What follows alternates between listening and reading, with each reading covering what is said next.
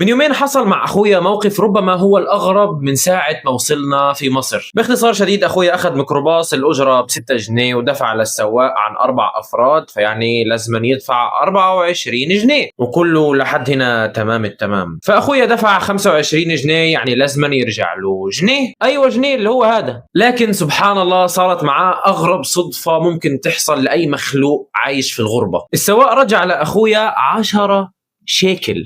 ايش يعني 10 شيكل؟ اللي هي العملة تبعت اسرائيل اللي احنا كنا نتعامل فيها في غزة، اللي هي شبه الجنيه، فانت تحطهم قدام بعض شبه بعض.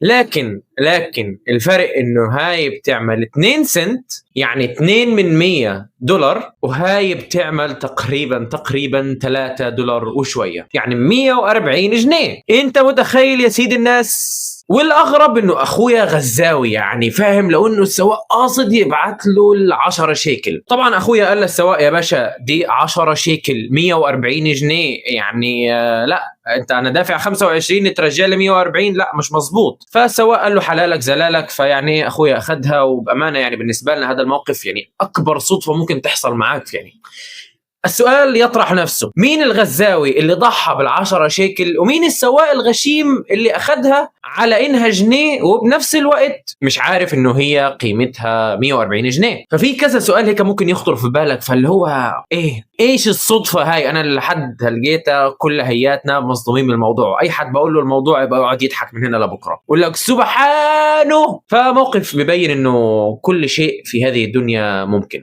صح ولا لأ؟ وبس كده يا سيدي.